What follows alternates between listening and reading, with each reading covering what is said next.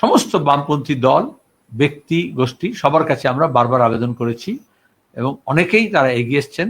এখনো যারা এগিয়ে আসেননি তাদেরকে আহ্বান জানাবো, আমরা একযোগে সমবেতভাবে এই নয়া ফাঁসিবাদী যে আক্রমণ গোটা দেশের বুকে এবং অর্থনৈতিকভাবে যেভাবে দারিদ্র, বেকারি আরো বাড়ানো হচ্ছে, লুট যেভাবে করা হচ্ছে, প্রকৃতিকে যেভাবে ধ্বংস করা হচ্ছে, আমাদের শিক্ষা, স্বাস্থ্য, বাসস্থানের যে অধিকারগুলো কেড়ে নেওয়া হচ্ছে, সেই প্রশ্নে আরো বেশি করে আমাদের আন্দোলন এবং মুখী সংগঠন এবং ঐক্য গড়ে তুলতে হবে।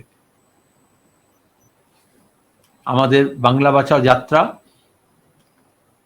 আসলে বাংলা বাঁচাও মানে হচ্ছে বাংলার শিক্ষা বাঁচাও, স্বাস্থ্য বাঁচাও, কাজ বাঁচাও, কৃষি বাঁচাও, শিল্প বাঁচাও, স্কুল বাঁচাও, কলেজ বাঁচাও, আমাদের গণপরিবহন বাঁচাও, আমাদের মেয়েদেরকে বাঁচাও, আমাদের আদিবাসী, আমাদের তপশিলি, আমাদের মতুয়া, আমাদের সংখ্যালঘু, আমাদের দুর্বল অংশের মানুষ, আমাদের প্রতিবন্ধী, এ সবাইকে বাঁচাতে হবে।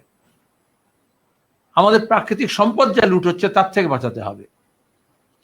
আমরা সেগুলোকে ফোকাস করে সব দিক থেকে প্রচার সংগঠিত শুরু করেছি। সিপিএম বাংলা বাঁচাও আন্দোলন শুরু করেছে, আপনি কি বলবেন এখানে? সিপিএম সাইনবোর্ড থেকে রবার স্ট্যাম্প হয়ে এখন পোস্টাল স্ট্যাম্পে পরিণত হয়েছে। জিরোর দিক মানে জিরো থেকে নিচে গেলে মাইনাস হয়। এবার পার্লামেন্টারি সিস্টেমে মাইনাসের কোনো সুযোগ নেই।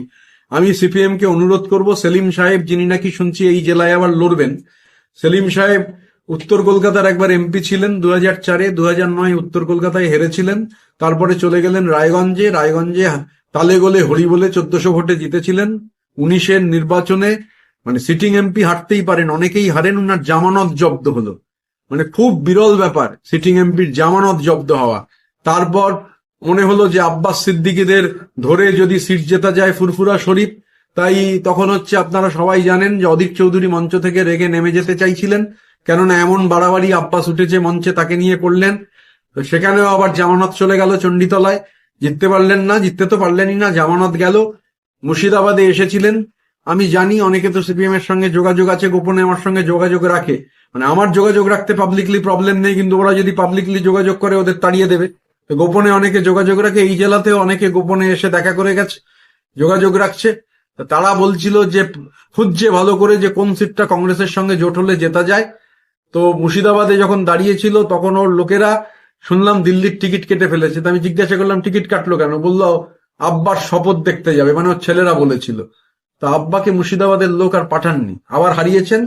এবারে যদি মুর্শিদাবাদে দাঁড়ান আবার হারবেন। আমি শুধু ওনাকে অনুরোধ করব, কলকাতা কর্পোরেশনের ভোট হবে সামনে, কলকাতা কর্পোরেশনের ভোটে শুনেছি কলকাতা কর্পোরেশনের একটা ওয়ার্ডের উনি ভোটার, কলকাতা কর্পোরেশনের ওয়ার্ডের ভোটে দাঁড়ান, আমরা দায়িত্ব নিয়ে ওনার জামানতটা জব্দ করে দেবো, বৃত্ত সম্পূর্ণ হবে।